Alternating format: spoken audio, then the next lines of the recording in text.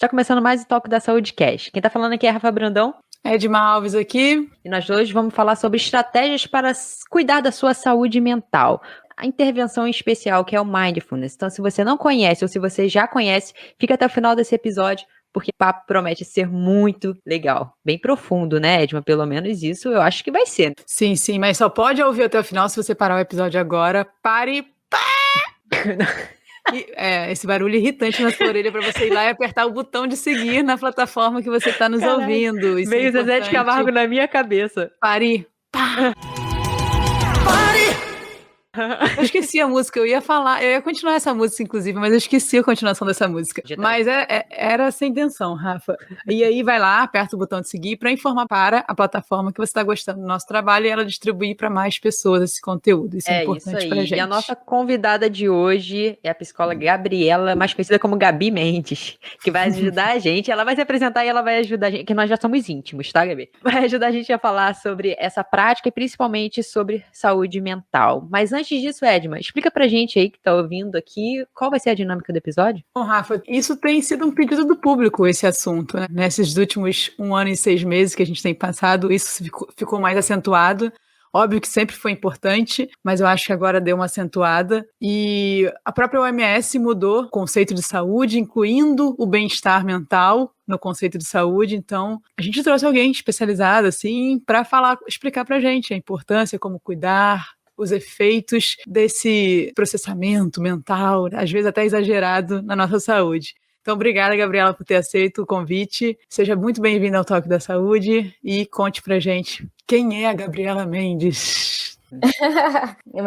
Boa tarde, gente. Meu nome é Gabriela, sou psicóloga, trabalho há alguns bons anos dentro da área clínica e o Mindfulness primeiro entrou na minha vida pessoal. Inicialmente, eu já praticava outras meditações e em algum momento da minha vida, estudando bastante neurociência e etc e tal, vieram zilhões de pesquisas a respeito do Mindfulness. O Mindfulness é muito estudado nos Estados Unidos. E aí eu me encantei, comecei a praticar, vi muita diferença na minha vida, inicialmente, e aí comecei a estudar cada vez mais, trouxe para o consultório, percebi que ajudou muita gente, comecei a integrar a prática, não só o conhecimento, mas a própria prática, dependendo do paciente, dependendo do que estava rolando, e vi que fazia muita diferença e a partir daí fui buscar ainda mais. Então me tornei instrutora, depois continuei os estudos, me tornei formadora de instrutores,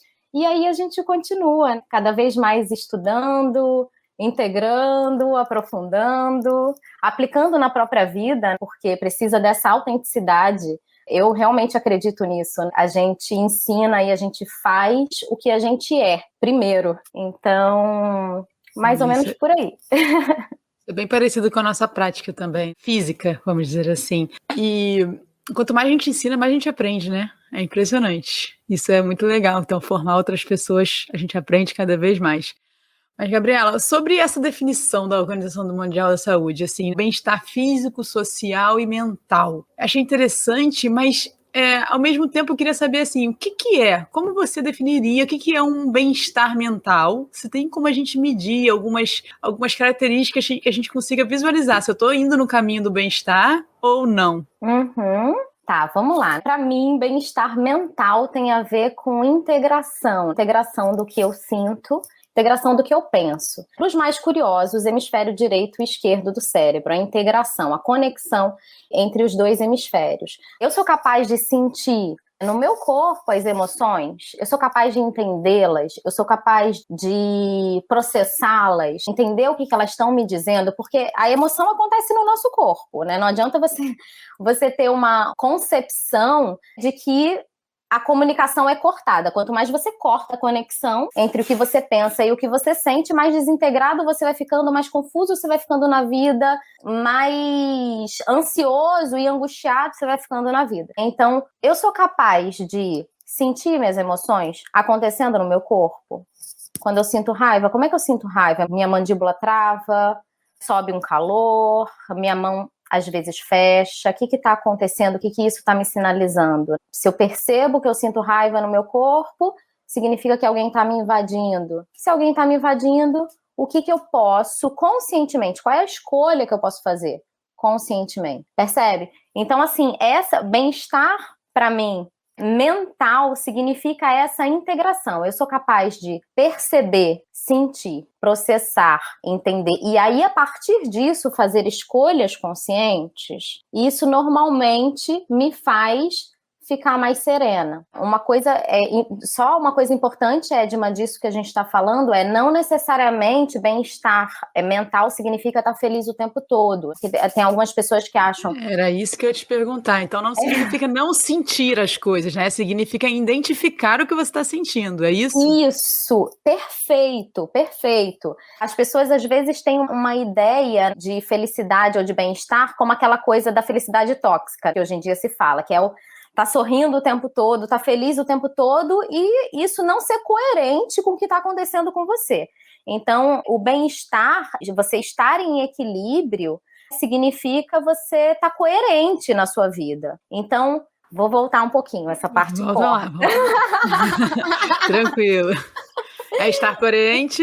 É estar coerente na sua vida. Então, assim, eu tô sentindo, sou capaz de sentir, tá longe de ser bloquear uma emoção, tá longe de ser não se permitir sentir. Muito pelo contrário, estar aberto ao que eu tô sentindo e, com isso, não ser reativo ao que eu sinto. Com isso, poder fazer escolhas com o que eu sinto. E nomear esses sentimentos, eu já tô avançando aqui, tá, Rafa? Eu sei, tá fazendo terapia. Você já comecei minha mentoria cedo hoje. E nomear esses sentimentos, essas sensações é importante? Faz alguma diferença? Ou não necessariamente eu tenho que dar um nome para o que eu tô sentindo? Não necessariamente você precisa dar um nome, mas ajuda muito. Ajuda muito você saber o que você tá sentindo.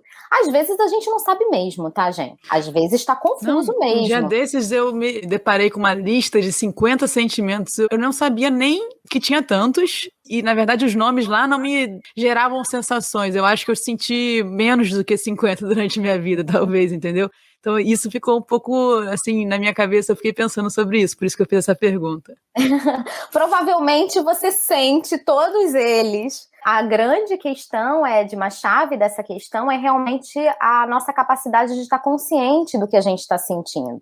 Porque as emoções, elas continuam acontecendo. Só que quando você não está consciente do que você está sentindo, tem grande chance de você ser reativa. E aí você não se apropria da oportunidade do que essa emoção está querendo te dizer. Porque todas as emoções, elas são bem-vindas. Não tem emoção negativa ou positiva. Tem emoções que são agradáveis de serem sentidas e tem emoções que são desagradáveis de serem sentidas.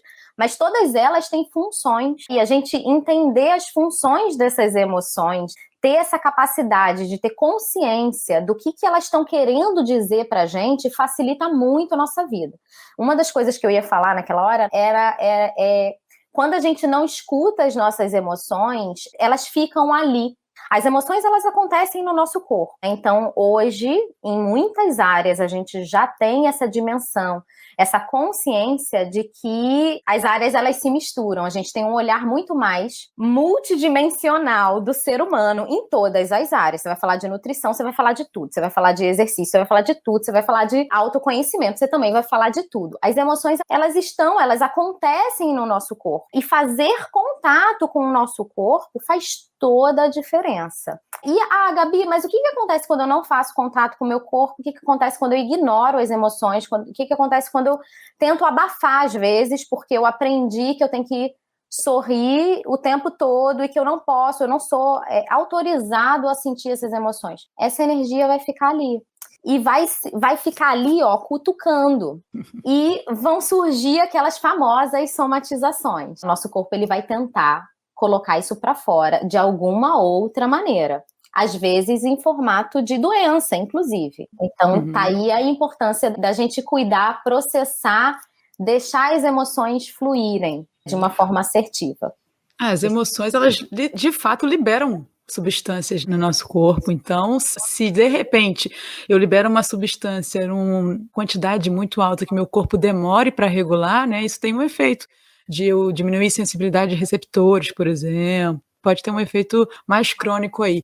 Então, deixa eu ver se, assim, mais uma pergunta, Gabi, em cima dessa. Eu identificar que ontem eu tive uma atitude reativa, mas hoje eu já consegui controlar e tive uma resposta, entre aspas, melhor, a mesma situação, significa que eu estou no caminho do bem-estar mental, é isso? Sem dúvida, sem dúvida. Do bem-estar mental, do autoconhecimento, tá tudo integrado. Eu sou capaz, nesse momento, de entender o porquê que eu fui reativo, inclusive porque somos humanos, né, Edma? Sim, sim. A gente vai falhar. Isso é um fato, a gente vai falhar. E como que eu lido com as minhas falhas? Então, eu sou capaz de, com essa consciência, fazer alguma coisa com isso, porque você está me falando, por exemplo, a maior parte da população nessa situação sentiria, por exemplo, ou vergonha ou culpa. E não são emoções ruins, muito pelo contrário, elas protegem as relações. Elas falam do tipo, fiz alguma coisa que invadiu o outro. Então, peraí, eu tenho agora uma chance de reparação, porque essa relação é importante para mim. Então, eu posso, a partir disso, chegar para a pessoa e falar, fulana, fui demais, mandei mal, desculpa, ou fiz algo errado, me desculpa, né? E isso promove um engajamento, isso promove uma relação ainda mais forte, ainda mais saudável quando você é capaz de fazer a reparação. Acredito que isso não seja um processo fácil, porque isso envolve autoconhecimento e além de você estar aberto a isso, você tem que identificar uma coisa que muitas das vezes você não sabe nem o que é. Você tem que além de se conhecer, você tem que conhecer sentimentos que você vai ter que aprender durante a sua vida para poder identificá-los. E é óbvio que por ser tão complexo, tem pessoas que te ajudam, tem profissões, a psicologia é uma delas, que te dá essas ferramentas para que você se conheça de uma forma um pouco mais, talvez rápida, mais efetiva, mais completa com o olhar do outro. E aí, em torno disso, eu queria saber se é possível a pessoa, ter um processo de autoconhecimento sozinho. Ela consegue isso? Sim. Não vou te dizer que não. Pode. Mas... Vamos lá. E entra alguns fatores dentro disso. Se eu te dissesse, Rafa, você consegue... E aí, enquanto eu tô te perguntando isso, eu queria que você percebesse no seu corpo. O que seu corpo ativa aí dentro quando eu te pergunto isso, tá? Se eu te dissesse, Rafa, é possível, você consegue estar num terreno completamente escuro, não tem nenhuma luz, você só consegue ver o seu próximo passo. Você consegue atravessar esse campo? É um campo extenso, você não sabe o que tem ali. Você consegue? Consigo. Como é que você sente aí no seu corpo? O medo, no caso. Isso! Mas segurança, né? Só que conseguir, a gente consegue. Claro, é isso. Conseguir, a gente consegue. Claro que consegue. Mas quando você tá sozinho, a gente tem que lembrar, gente, da nossa natureza humana. Nós somos bicho. Nós somos mamíferos. A gente vive em bando, isso é muito importante pra gente. Essa nossa necessidade de se conectar, essa nossa necessidade de estar com o outro, isso promove segurança. E a exploração, Rafa, esse lugar da exploração, ela só acontece em segurança. Então, assim, eu posso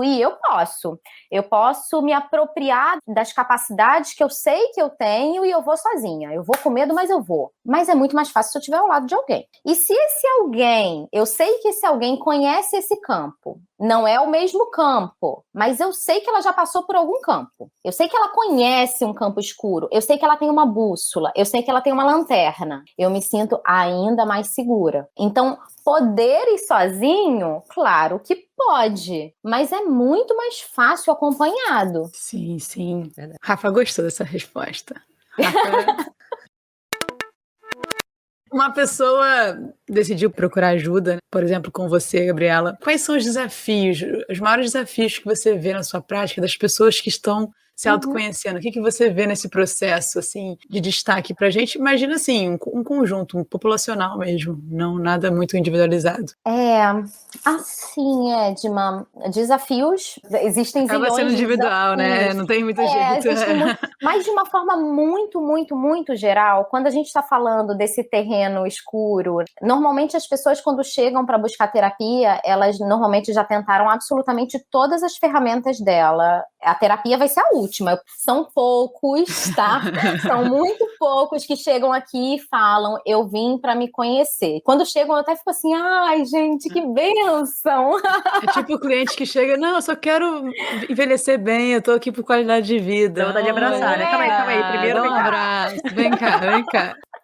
Exato, exato. A maioria vem em sofrimento, a maioria vem porque já tentou absolutamente tudo e não rolou as ferramentas que eles tinham, que aquela pessoa tem, falharam e aí eu preciso realmente de ajuda para estar com alguém. E aí, dentro desse terreno onde está causando sofrimento, nesse momento, porque, é claro, o melhor momento da gente consertar um telhado não é quando tá chovendo, né, gente? Mas normalmente a pessoa vem no temporal. Aí vem consertar telhado no temporal. E aí, enfim, diante disso, gente, diante desse terreno escuro que a gente está falando, diante do temporal, porque aí adiciona ao terreno, Rafa, percebe aí no seu corpo, adiciona um temporal no terreno escuro. Existe uma palavrinha que é vulnerabilidade. É difícil entrar em contato com a vulnerabilidade, dá medo mesmo. É um lugar onde você passa uma vida tentando se esquivar e a nossa cultura também tem uma contribuição grande para isso. Não é uma cultura que incentiva esse mergulho dentro de si, que não incentiva. Agora está mudando um pouco, as escolas estão introduzindo um novo olhar, até dentro da educação, mas até então, a forma como nós fomos disciplinados foi muito sobre não importa o que você sinta. Engole o choro aí. Então é um lugar que dá medo, envolve muitos traumas, e aí envolve carga traumática, nível de cortisol lá em cima, sistema simpático ativado, que é sistema de luta e fuga.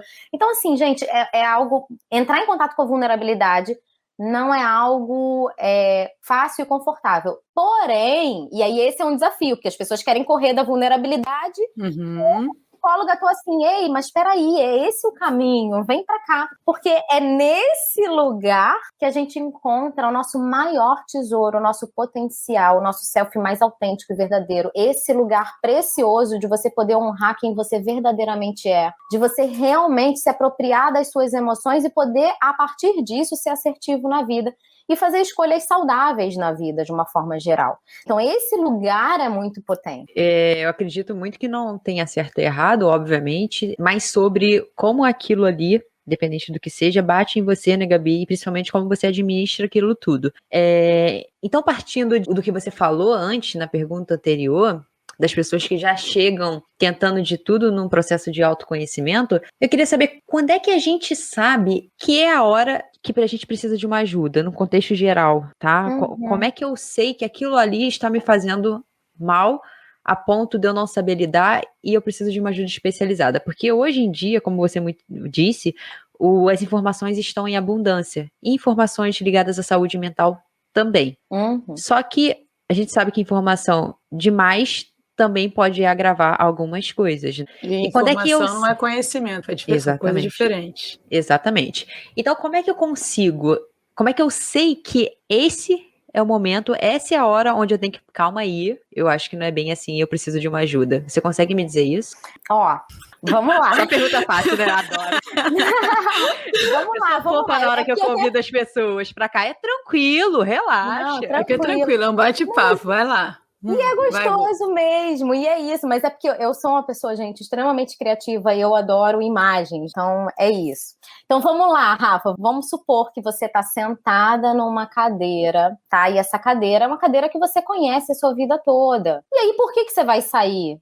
Até então, ela é confortável, você está sentada nessa cadeira o tempo todo. Só que aí, com o tempo, você vai percebendo que, na verdade, você cresceu, que essa cadeira não cabe muito em você, ela tá um pouco apertada, ela tá desconfortável, você começa a sentir dor, incômodo, não tá muito legal. É momento ainda de mudar? Talvez não, porque você ainda tá ali. Cruzei a perna. Deu pra dar uma ajeitada. Aí você vai, ajeita, tenta. Vai virando de banda, assim. Vai virando de banda. Né? Qual é o momento de mudar? Aí chega alguém, começa a te cutucar, ou algo começa a pinicar naquela cadeira que... Então, assim, qual é o melhor momento de mudar? O momento que incomoda o suficiente para você sair da sua zona de conforto. Quando aquilo dali realmente não encaixa mais na sua vida. Tem pessoas que vão sentir esse estado de prontidão mais rapidamente, pessoas que acessam mais rápido a própria saúde, porque o nosso organismo ele tem saúde por si só. A gente nasce saudável, inteiro, integrado. Ao longo da vida e experiências na nossa infância vão desintegrando a gente, na verdade. Então, assim, as pessoas que são mais integradas, elas tendem a, diante do desconforto, sair mais rápido dessa cadeira, desse lugar e buscar espaços ou escolhas mais coerentes na sua vida. As pessoas com menos repertório, menos saúde, mais desintegradas, elas demoram mais. Elas tendem a ficar ali porque elas realmente acham que aquela cadeira ali é a única coisa que elas conhecem, que é estável, então elas tendem a ficar ali mais tempo. Então, de certa forma... Sim. Mas eu vou complementar. Você acha que, de certa forma, então, esse excesso de informação pode ajudar dependendo do indivíduo? Ou pode atrapalhar? Quando você usa a palavra excesso, eu já acho ruim. A palavra excesso já diz muita coisa. Informação é bom? Claro que informação é bom, porque informação tende a promover segurança. Então, às vezes, tem pessoas que, mesmo nesse nível de desintegração muito grande, chegam aqui no consultório e, assim, o meu foco, o meu olhar é sempre para a saúde. Meu foco, o meu olhar é para o que ali daquele organismo tem de preservado e tem de bom e tem de saúde. Trabalho com potência dos indivíduos, eu não trabalho com doença, trabalho com a potência. Então ali, mesmo o organismo mais desintegrado, quando a gente traz informações, ele tende a se sentir mais seguro. E aí, se sentindo mais seguro, ele pode confiar. A gente não tem como acessar esse campo da vulnerabilidade, da exploração do autoconhecimento sem segurança. Então, a informação, o conhecimento é algo importante? É. Mas o excesso, é claro que pode ser prejudicial. Tem aquelas pessoas que são fanáticas por livros de autoajuda, que acham que ler zilhões de artigos científicos são suficientes e esquecem, por exemplo, que existe um corpo. E esquecem de trabalhar esse corpo. Esquecem de fazer essa integração, esquecem de sentir, esquecem... Então, excesso, sem dúvida, é algo que não. Quando você usa a palavra excesso, não. Quando a Rafa te perguntou isso, eu fiquei pensando, você que gosta de imagens, eu fiquei pensando como se fossem círculos que a gente vai tendo acesso com informação. Às vezes a gente tem um nível de informação sobre saúde. Vou dar um exemplo. Eu sei que saúde é estar com a pressão arterial menor que 120/80. Esse é meu conhecimento, essa é a minha informação sobre saúde. Menor não, né? Está entre, não menor. Está menor que 120 não tão menor, né? 6/2 não é saúde. Tudo bem. Por volta disso. Esse é meu conhecimento de saúde. Só que aí, tô indo bem. Um médico me falou isso, alguém me falou isso algum dia. É isso que eu tô buscando pra minha vida, manter essa taxa. Só que eu esqueço, como você bem falou, e eu adorei essa sua fala sobre a gente nascer conectado, integrado e se desconectando com a cultura, com a vida, né? E aí eu posso ir para um outro extremo, que o conceito de saúde pra mim é o conceito planetário. Todo o meu ecossistema tem que estar funcionando bem, como natureza, como mundo, como ser humano. Então, olha como uma informação pode ser tão diferente. Uma pessoa viver a vida toda dela achando que saúde é estar 120/80 e uma outra com uma luta muito maior, que é, tipo assim, um ecossistema tá funcionando, o que a gente tá fazendo de errado? Então, quando a Rafa me fala sobre informação, acho que esse excesso de informação, não sei se foi isso que você quis dizer, Rafa, mas às vezes a gente tem informação muito reducionista, muito simplista, e isso acho que às vezes não ajuda as pessoas a se conectarem, a querer algo mais profundo, por ficar no primeiro nível ali do círculo. Ficar muito superficial, muito raso, e parece não ser isso, assim, pelo menos eu não acredito como profissional de saúde hoje que seja só isso. Então, é isso que me veio na minha cabeça, assim, com a fala de vocês duas, como a gente tem que ampliar nossas informações. Talvez o nosso mundo hoje seja muito pequeno, a gente tenha muito pouca informação. Então, como é necessário estar aberto a novas informações e pedir ajuda, assim, a um profissional que, como você falou, tem a bússola, já passou por ali, tem a lanterna, amplia, vai. Eu acho que hoje, quando eu contrato um profissional, eu falo assim, amplia meu mundo. sabe? Pega a minha barreira de círculo e aumenta. Se você não fizer isso, acho que você não está cumprindo a sua missão que eu estou te contratando aqui. Então, muita informação, mas com um círculo muito pequeno, sabe? Da mesma coisa, não sei se ajuda muito. Isso é Isso uma que eu tendência pensei, do ser né? humano, né? É difícil a gente sair, porque eu acho que cabe o exemplo que a Gabi disse da cadeira. É a minha zona de conforto, eu ficar recebendo informações que corroboram com aquilo que eu acredito. Então, sair dessa zona de conforto tem que ter muito autoconhecimento, cara. E coragem.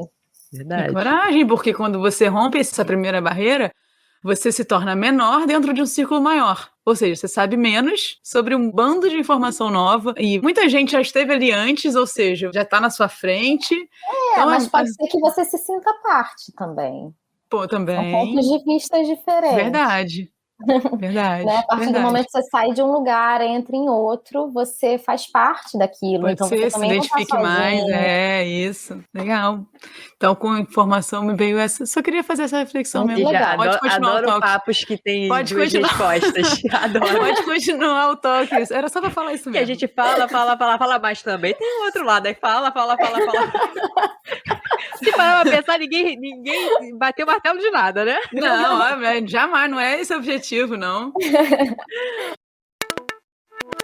Mas vamos partir um pouquinho para a prática, Gabi. Me diz aí quais são as ferramentas que podem ajudar. Você é instrutora, como você disse, você forma pessoas, capacita profissionais para o Mindfulness. Explica pra gente aí o que é o Mindfulness. Nossa, o que é o Mindfulness e como é que ele ajuda de forma prática a nossa vida. Tá, então vamos lá. O Mindfulness, eu gosto de uma definição do Jon Kabat-Zinn, que foi, assim, uma pessoa que trouxe, né, ocidentalizou. A gente fala ocidentalizou, tiveram algumas outras pessoas também que ajudaram, contribuíram para ocidentalizar, mas o Jon Kabat-Zinn, como ele trouxe o Mindfulness, a prática do Mindfulness para um hospital de Boston, tá, gente? Então ele promoveu muitas pesquisas através daí o Mindfulness ganhou uma amplitude de conhecimento, as pessoas passaram a conhecer e as pesquisas foram feitas e as pessoas foram comprovando, o Ocidente foi comprovando que as práticas realmente funcionavam. Então eu gosto muito de uma definição do Jon Kabat-Zinn, que é: o mindfulness é a consciência que surge quando estamos com 100% de atenção no momento presente, com aceitação e sem julgamento. Então, essa consciência, quando eu estou falando o tempo todo aqui para vocês de integração, de possibilidades de escolha, de perceber o que eu sinto, eu estou falando do mindfulness. Eu já estou, por si só, falando do mindfulness. Porque é essa consciência que surge quando eu estou com 100% de atenção aqui no momento presente. O que eu estou sentindo aqui no momento presente enquanto eu estou aqui conversando com vocês? O que está acontecendo à minha volta? Eu estou com 100% de atenção em tudo isso que está acontecendo no aqui e no agora. Com aceitação, sem julgamento, no sentido de aceitação não é resignação, tá, gente? Não é aquela coisa do o marido bate na mulher e tem que aceitar, porque o Jon Kabat-Zinn mandou aceitar. Não é isso, não. É com aceitação no sentido de eu posso mudar alguma coisa que tá aqui, e aí com todo o meu coração compassivo do não julgamento, eu posso fazer alguma coisa, uma escolha consciente diante do que está acontecendo aqui. Então, eu me aproprio de todos os meus potenciais para estar aqui. Então, o Mindfulness, sem dúvida, é uma grande ferramenta, tanto de autoconhecimento, tanto de mergulho dentro da gente. E também uma forma de estar na vida. Como que eu vivo a minha vida de uma forma coerente. Coerente com os meus valores, coerente com o que eu sinto, coerente comigo. Ela é uma ferramenta onde eu vi muitas pessoas tentando incorporá-la mesmo nas indústrias, no mercado de trabalho. Você sabe dizer por que isso ficou tão evidente nessas corporações? Ele tem algum link com produtividade? Você sabe dizer isso? Polêmica. Uma praticante, ainda mais psicóloga, Rafa, tem uma resistência quando o mindfulness ele é usado dessa maneira. Então, assim, é claro que se eu tenho atenção plena, eu tenho uma capacidade de acessar meus potenciais de uma forma mais profunda. Então, eu acesso mais, naturalmente eu produzo mais. aquele rapaz, o Mark Zuckerberg. Zuckerberg. Facebook.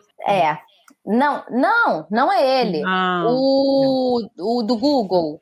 Do Google? Ah, só sei do Facebook. Finge que é do Facebook. Cara, agora fugiu. Fugiu porque, enfim, não ia falar sobre isso. É só porque vocês me pegaram nessa pergunta. Enfim. Essa pergunta extra. É uma pegadinha essa é pegadinha. Então, enfim, tem um livro que ele traz a questão da produtividade, que ele fala, deveriam me pagar não sei quanto mais a cada ida ao banheiro que eu vou, né? Porque enquanto eu tô indo ao banheiro, eu faço uma prática informal de mindfulness, andando consciente dos meus passos, e a partir dali eu acesso um campo de criatividade, e aí eu tenho ideias estratosféricas, mirabolantes. Tá bom, é verdade, quando a gente tá nesse lugar de calma, de serenidade, lá no fundo do oceano, a gente consegue ver com mais clareza tudo que tá à nossa volta. Então a gente tem esse potencial, mas essa maneira que algumas empresas, ou que o mindfulness é vendido para ter uma pessoa produtiva, sinceramente, eu tenho um super ranço, tá? Então, talvez eu não seja a melhor pessoa para falar disso. Olha, talvez seja. Ou talvez seja, exatamente. Porque aqui, então, somos 3 com ranços. Vamos lá, vou te contar o nosso ranço para você ver se é um ranço já vai pedir para eu editar essa parte. Vai ela falar. É um ranço Sincerona, vai. Assim como as empresas contratam a ginástica laboral, aqueles alongamentos, aqueles movimentos no meio do dia, com esse motivo aí, porque aí a pessoa não vai ter menos dor, e aí ela vai faltar menos trabalho, logo eu vou produzir mais. Quer dizer, o movimento agora virou motivo de o cara ganhar mais dinheiro. Entendeu?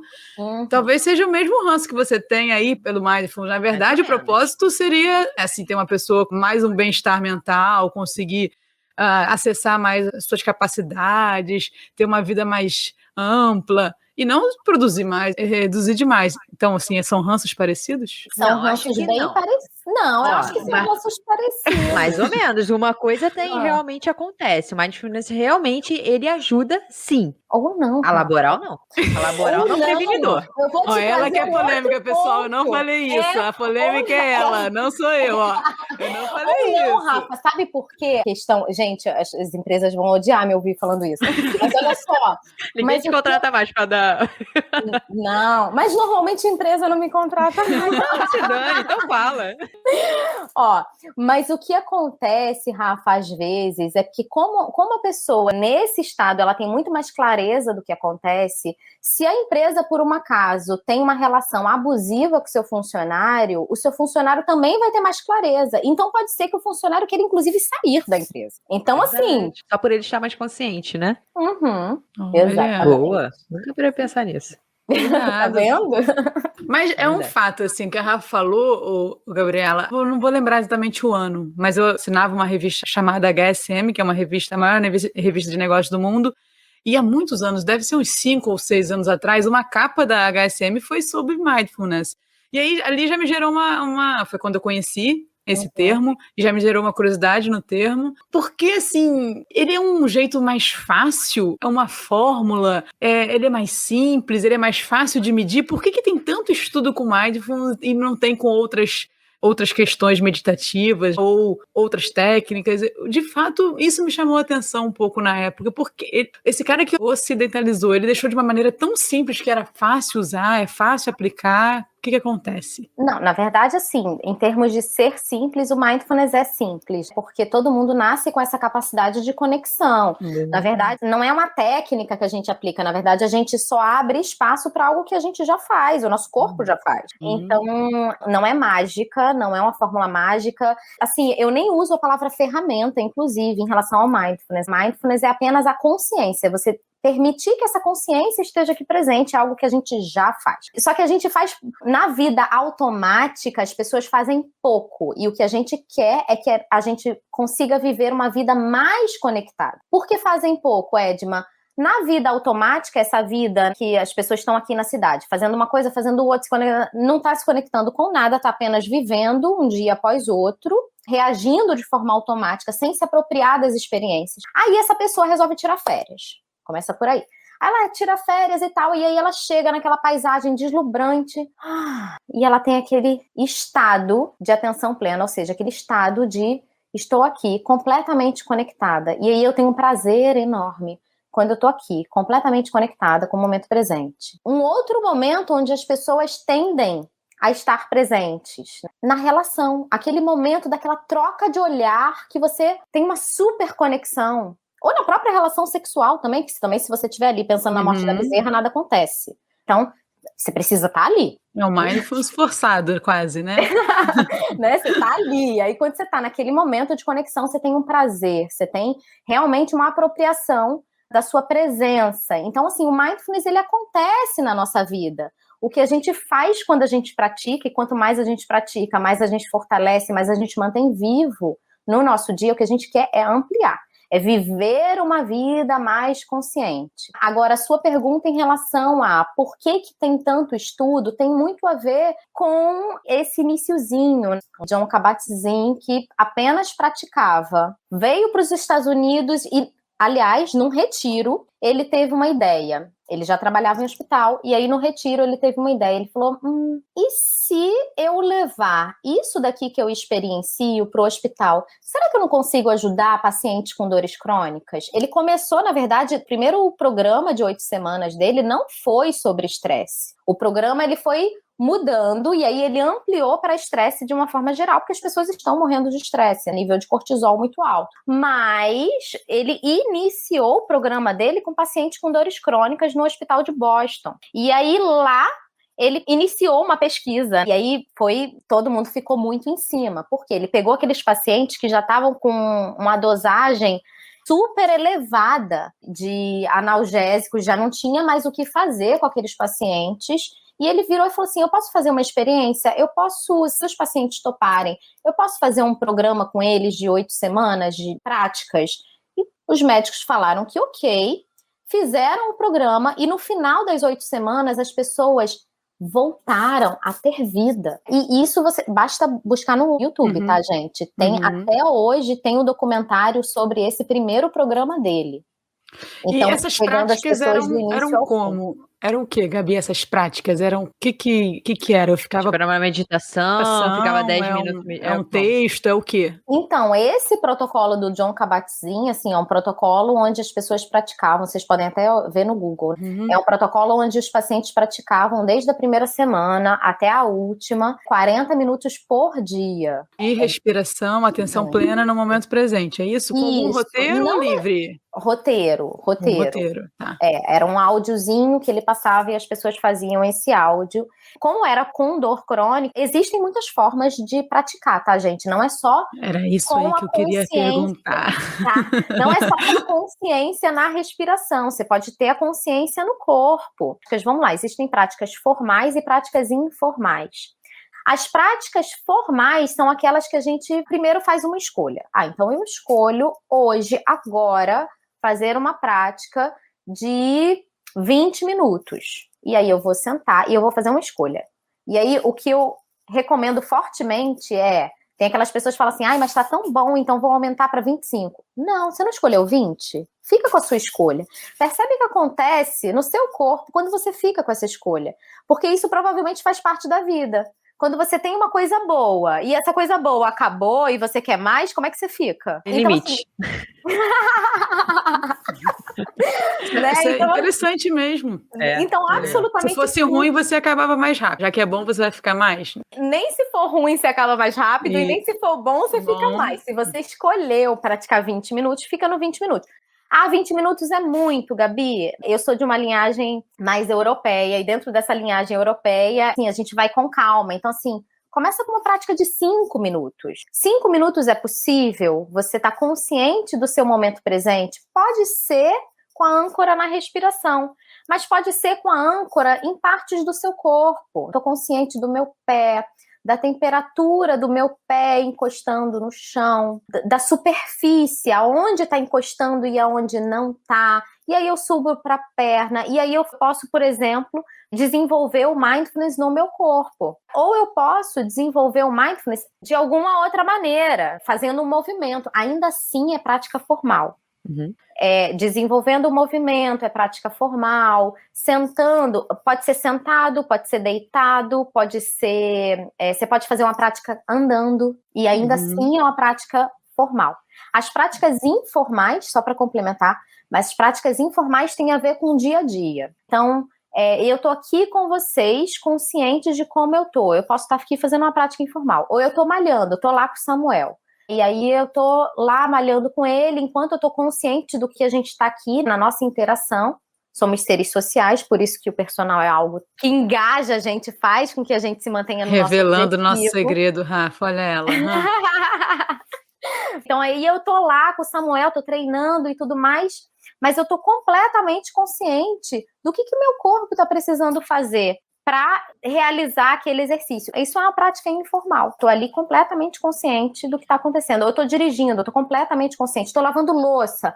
Eu tô consciente da esponja, tô consciente do sabão, da cor do sabão, do cheiro, da espuma, a esponja, a textura da esponja, a espuma. Tô consciente da água. Quando eu passo, tô ali, isso é uma prática. Então eu posso fazer uma prática, posso desenvolver mindfulness informalmente lavando louça, por exemplo. E como isso acaba refletindo em diversas áreas, tanto o lado positivo quanto o negativo, né? Essas práticas informais talvez possam ser o seu despertar para que você consiga numa outra prática mais formal, por exemplo, uma meditação. Porque eu tô falando isso, Gabi, porque nós somos personal trainers e eu pratico muito essa consciência no exercício com os meus alunos.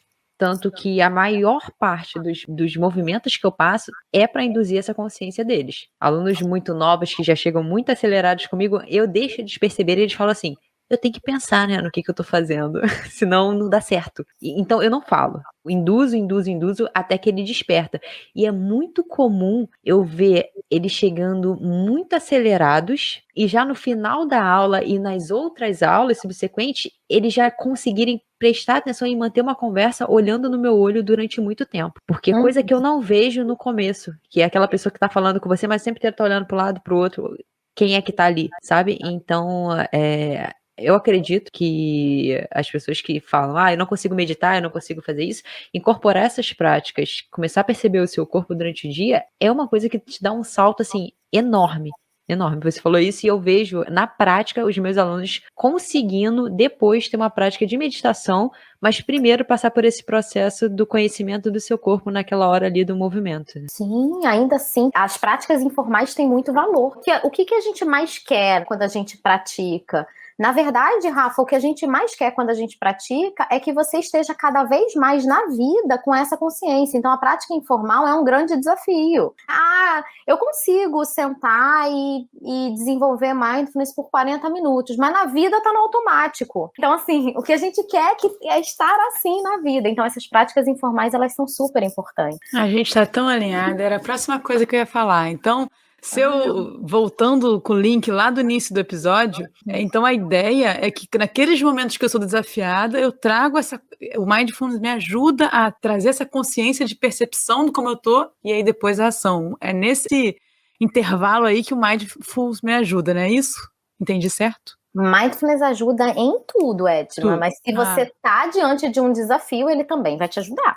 Entendi. Se você está diante de um desafio, ele vai te trazer serenidade para você acessar toda a sua bagagem, todas as suas habilidades. Então, você estava falando das bolinhas limitadas. Você está diante de um desafio. Se você está num funcionamento mais automático, que é como a Rafa percebe os alunos dela, eles vão ter uma resposta a um desafio muito limitada, porque ele está ali no automático.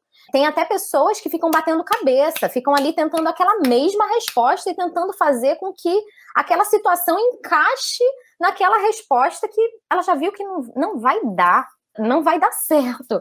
E quando você tá nesse lugar mais sereno, que é um lugar que eu chamo do fundo do oceano. Qual é o lugar mais calmo do oceano? É lá no fundo. Lá em cima você tá completamente suscetível às adversidades. Lá embaixo do oceano é capaz de passar uma tsunami e você lá no fundo do oceano não sentir. Você pode até olhar lá para cima e ver a coisa acontecendo, e aí você está consciente de todas as suas possibilidades de ferramentas, todas as suas possibilidades de aparato, de bagagem para lidar com aquela situação.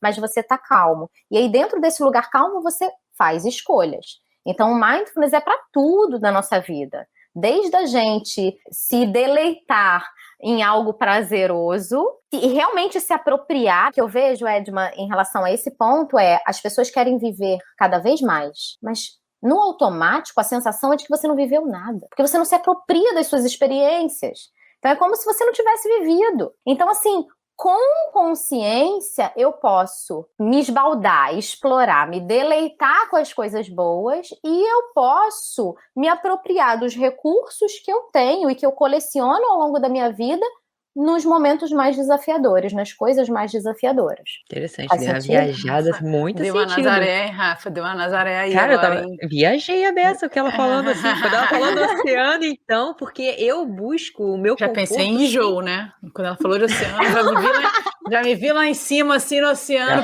preciso pra esse fundo, Mariada, meu Deus, já me enjoei, já. Eu busco sempre o meu conforto nos meus momentos de desconforto, muito. Aí, quando ela falou do oceano, eu dei a viajada no o esporte que eu pratico hoje, que é o surf. Eu fico muito desconfortável ali. Porque é algo que eu não consigo controlar. Me leva uns aprendizados para a vida, assim, bizarros. Porque, por mais que tenha esse desconforto muito grande, é onde tem o meu maior momento de prazer. Que é quando eu consigo contornar aquela situação, e por mais que eu sei que eu não tenho domínio, mas eu consigo achar dali um prazer, uma forma menos desconfortável, digamos assim. Isso, com a aceitação de que você não controla, você relaxa. Você aceita, você relaxa. E aí você pode deixar fluir, se permitir surfar a onda. Com Seja certeza. lá como ela for. Com certeza. Relaxamento é fundamental nisso, Gabi.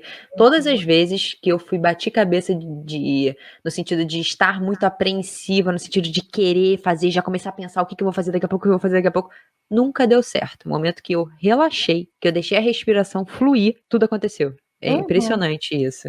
Isso para dor física e emocional. Se você tá com uma dor física e você tensiona a musculatura, o que vai acontecer? A dor aumenta. Então, o que a gente fala? Relaxa na dor. Percebe o que acontece com o seu corpo quando você relaxa na dor. A dor emocional é igual. É igual. Eu vou mandar esse episódio para todos os meus alunos, porque quando eu falo assim, relaxa, curte, eles ficam, mas como é que curte, Rafaela? Com esse quilo... É porque a gente aprende. O movimento é um exemplo disso aí que vocês estão falando. Para a gente ter um movimento, seja ele qualquer movimento corporal, tem uma parte contraindo, mas tem outra parte relaxando. Se as duas partes contraírem, não tem movimento, as forças se anulam e a gente não vê movimento. A gente se prendeu a estudar muito a parte que contrai. E hoje eu vejo o desafio da gente fazer o contrário, da gente ensinar as pessoas a não contraírem, a deixar o movimento fluir. Eu vejo muito isso na minha prática. Então, o impressionante como os links, é impossível mesmo separar as coisas, né? Como tem exemplos iguais na física e no mental, na física e no mental. Uma hora a gente vai perceber que tudo é uma coisa só. A gente já só separa mesmo. Nós somos já no universo. Cada um no seu ciclo disseminar aquilo ali, mas tudo é uma coisa só. Rafa, é tudo uma coisa só, não dá pra gente falar do ser humano sem essa complexidade, sem olhar para tudo isso de uma forma integrada. A saúde tem a ver com a integração, tem a ver com esse lugar de equilíbrio entre essas partes. Não tem como a gente não olhar dessa maneira. Muito legal, Gabi. A gente tem aqui no Talk da Saúde 4 perguntas comuns a todos os nossos convidados. Chegou essa hora, Gabi. Essas com certeza vão ser as respostas mais difíceis do episódio. O resto você tirou de letra. Não tem dúvida. Tirou? Foi show. Vamos lá. O que é saúde para você? Então eu já comecei falando, né? Acabei de falar. Foi o link, foi o... Saúde para mim tem a ver com essa integração. E existem também 5 pilares de saúde, se a gente for pensar. Saúde mental, não sei se algum convidado já falou sobre isso, desses 5 pilares, ou vocês já falaram sobre esses 5 pilares? Não? A gente uma vez falou, talvez, mas não como você vai falar, com certeza você vai falar melhor, porque a gente já falou.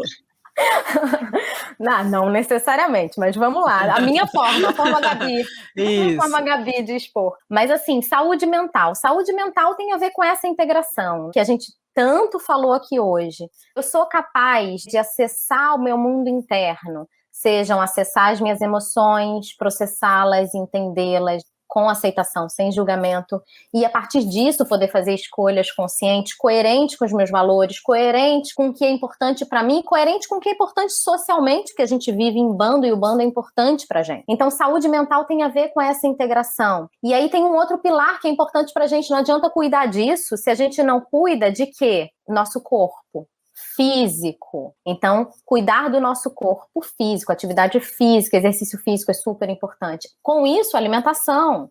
De que maneira eu me nutro? Não adianta nada eu cuidar dessa parte e me nutrir mal. E aí, um outro pilar são as nossas relações, que vem junto aí desse campo interno, como eu falei, né? Do campo interno tem o campo externo. Como é que estão as minhas relações hoje? Com quem eu me relaciono? Quem eu escolho para estar do meu lado? Se eu estou dentro de uma relação, eu dei um exemplo de uma relação tóxica em algum momento aí hoje no nosso encontro, se eu estou dentro, foi da empresa, se a empresa tem uma relação tóxica, se eu estou dentro de uma relação tóxica, seja de uma situação ou de uma pessoa, como que eu fico? Eu estou perdendo saúde, naturalmente isso vai trazer impacto também para o meu corpo. Ou se eu estou em relações que me nutrem de uma forma geral. Então, os 5 pilares, a gente tem esse contato interno, que aí envolve as minhas emoções, minha capacidade de fazer escolhas junto com isso, naturalmente a minha espiritualidade, as minhas relações, as relações à minha volta, como que eu me relaciono, quem que eu escolho para dentro dessa relação, quem que eu escolho para me conectar, se são relações saudáveis ou não, isso sem dúvida vai trazer um impacto. A forma como eu me alimento, a forma como eu escolho me nutrir, isso traz impacto para a minha saúde. A forma como eu me exercito, a forma como eu exploro o meu corpo, como eu permito que o meu corpo esteja em atividade e faça o que ele veio programado para fazer, porque é isso que ele veio programado para fazer. Então, a forma como eu permito que isso aconteça. E qualidade de sono, como que eu permito também o meu momento de descanso com qualidade. Então, esses 5 pilares em equilíbrio trazem saúde pra gente. Equilíbrio não é perfeição, né, gente? Vamos só para também não ir pro lado oposto da obsessividade. Então, assim, equilíbrio, como o nome já diz, a gente vai flutuar ao longo da vida, mas se tiver dentro de uma flutuação saudável, ok, estamos aí caminhando na saúde. Muito bem. Sabia que ninguém tinha falado como você até hoje, Gabi. Se você pudesse escolher alguém para tomar um café, ou a sua bebida preferida, que eu não sei se é o café, quem seria? É o café? Então, se você pudesse escolher alguém para tomar um café com você, quem seria e por quê? E por quê? Podem ser 2? Aí, ó, Rafa, tá me testando, Rafa. A Edme é a juíza dessa pergunta. Sempre que alguém fala assim, é difícil escolher uma, ela fica assim, não, uma, é uma. É uma. A gente tá em pandemia, só pode ir você e mais uma pessoa na mesa. Não vai ter jeito, não vai ter como fugir dessa. Sabe o que acontece, gente? É porque até ontem era uma, e aí hoje eu pensei em outra. Mas como vai diz na de ontem, Werneck, vai na de ontem. Vou na de ontem. Meu programa, minhas regras. Uma pessoa. Olha só, eu vou trazer uma, tá? Porque a que eu pensei hoje tem muito mais coerência com o que a gente tá falando daqui, tá? Desse meu mundo psi, etc e tal, da vulnerabilidade. Brené Brown, quem quiser. Adianta. Mas aí a outra. A de ontem. Bom, mas eu já falei o nome dela, então quem quiser pesquisar. Ninguém ouviu, eu falei em cima, ninguém ouviu. A de ontem é a Libby Weaver. Vocês já ouviram falar dela? Não conheço. Eu nunca, não. Tá, ela é uma nutricionista bioquímica australiana. Ela tem umas pesquisas super interessantes, gente, sobre o alto nível de cortisol, ou seja, a forma como a gente hoje vive a nossa vida nesse mundo automático que a Rafa estava trazendo, completamente sobrecarregados, faz com que a gente libere um alto nível de cortisol, que faz com que o nosso sistema entenda que estamos preparados para lutar ou para fugir. Sistema simpático ativado. A gente está preparado ali para luta e fuga. Qual é o impacto disso dentro da área dela? Enquanto nutricionista, ela percebeu as pesquisas, ela faz zilhões de pesquisas sobre isso, e ela percebeu que algumas pacientes, por conta do alto nível de cortisol, mesmo que elas estivessem treinando treinando mesmo, levando a sério, tal, e se alimentando bem, por conta do alto nível de cortisol, elas não perdiam peso. Algumas até chegavam a engordar. Então, o que ela percebeu? Ela percebeu que aquele organismo, ele entende que ele precisa estocar energia, então ele não gasta. Interessante. É muito interessante, né? Então, eu chamaria ela. Então, você precisa do mindfulness, você precisa desse estado. Trazer para o seu corpo, ativar no seu corpo o sistema parasimpático. Trazer para o seu corpo esse lugar de tá tudo bem, não tem nada acontecendo. Eu não tô correndo porque eu tô fugindo de um leão. Eu tô correndo por prazer. Então, você precisa desse lugar, sistema parasimpático ativado, para que o seu corpo entenda que você não tá sob perigo, e aí, a partir disso, ele queima caloria. E aí é muito interessante. Gente, eu acho isso muito interessante. Agora eu entendi porque ela queria falar as duas. Tá vendo? Não, foi uma boa escolha. E agora, como diz Edma Alves, momento conselheira, né? Gabi, um erro que você cometeu que você deixa de conselho aqui para quem está nos ouvindo? Para essa pergunta, o meu conselho é você fazer as pazes com a palavrinha erro. Lembra, uma das primeiras coisas que a gente falou hoje, né, logo lá no início, nem sei se está gravada essa parte, né, que a gente falou, o ser humano, ele erra, ele vai errar. A gente vai errar, somos humanos. A questão é o que a gente faz com isso, como que a gente entende, como a gente recebe isso dentro, essa verdade dentro da gente, o que a gente faz com isso, porque se dar conta do erro também gera uma oportunidade pra gente, uma oportunidade de reparação, oportunidade de aprendizado, oportunidade de crescimento, oportunidade de exploração também. Então, assim, o meu conselho nesse sentido seria fazer as pazes com a palavrinha erro. Sempre tem algo bom quando algo não dá certo. Com certeza, sem dúvidas. Algumas pessoas já passaram aqui pelo toque e falaram, o meu conselho é, permita-se errar. Mas nada como uma psicóloga para fazer uma coisa linda sobre a mesma coisa, mais ou menos, com as palavras que ninguém conseguiria. Adorei. Mas é bem isso. Vem cá, e se você fosse um movimento, tá? Pode ser um exercício, uma aula, um movimento em geral. Qual você seria e por quê? Essa é mais uma pergunta que dá vontade de falar várias, né? Mas a primeira coisa que me veio, e eu vou ficar com a primeira coisa que me veio com essa pergunta, seria uma coisa que eu nunca pratiquei, nunca tentei, tá, Rafa?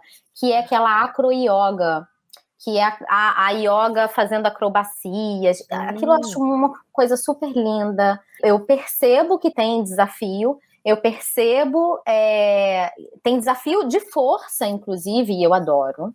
Então, assim, tem um corpo que se desafia, tem um corpo que você precisa estar ali consciente da sua potência, mas ao mesmo tempo é leve, é bonito, é uma dança, então, assim, é feminino, eu acho super feminino, então, assim, foi a primeira coisa que me veio. Eu nunca experimentei, eu tenho vontade, mas foi a primeira coisa que me veio. Não conheço, inclusive vou dar um Google aqui. Nós gravamos semana passada, o último talk, foi sobre yoga. E Jura? Tem várias novas modalidades, né? Isso, ela falou que, Rafa, não tem nem mais como a gente contar, mas provavelmente é uma dessas que eu nem conhecia. Gabi, queria muito te agradecer por estar aqui, e essa pergunta é a mais importante de todo o talk. Onde é que quem está nos ouvindo te acha? Bom, eu sou uma pessoa que eu não costumo estar muito na rede, né? Mas...